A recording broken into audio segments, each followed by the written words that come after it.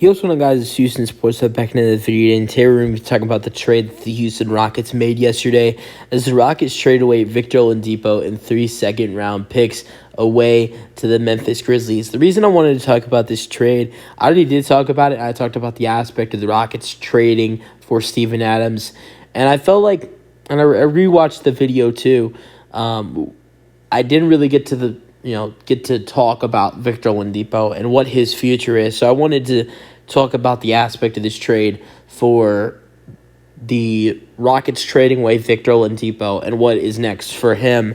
The Rockets, for the second time, are now trading away Victor Oladipo. The first time it was to the Miami Heat after the Rockets acquired Victor Oladipo in the James Harden trade in the 2020-21 season.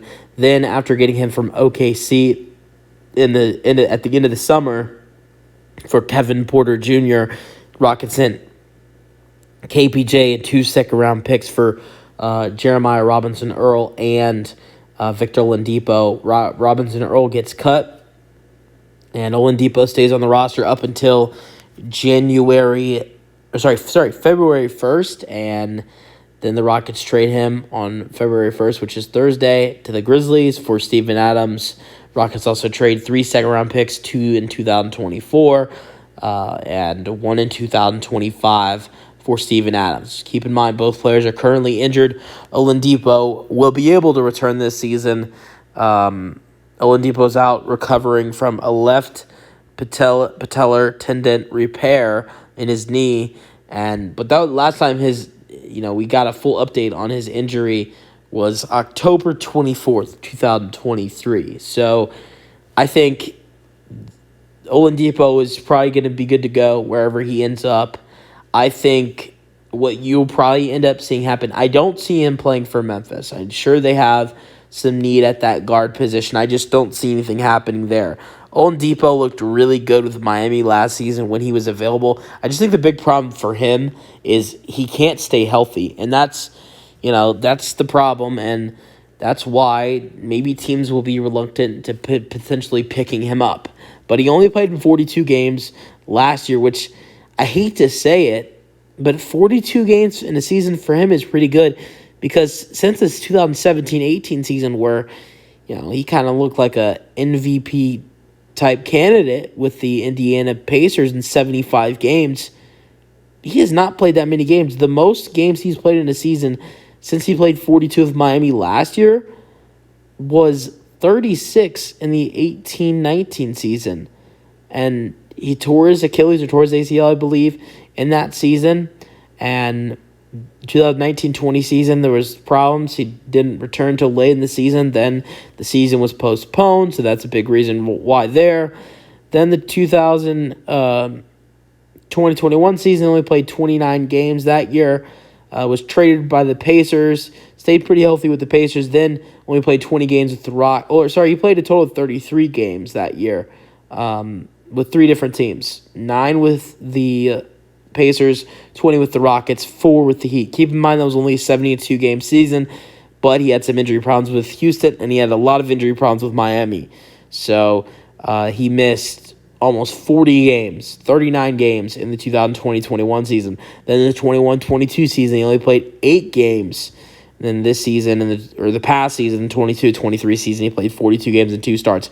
But besides that, playing 42 games and missing 40, he did play good when he was out there. Averaged 26.3 minutes per game, averaged 11 points per game, 4 assists per game, 3 rebounds per game, 1.4 steals per game, a half a block per game. From 3, he did shoot 33%, not that great, which compared to the seasons before, 2021-22 season, 41%, 2020-21 season, 33% as well.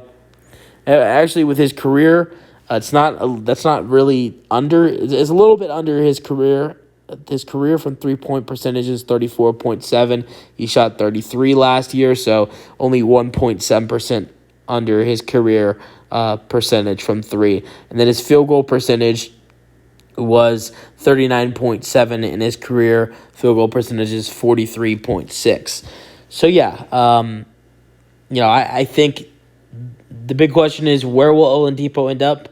I think the Lakers will be a team that will be active in the buyout. I think another team that could be active throughout the buyout market will be the Milwaukee Bucks.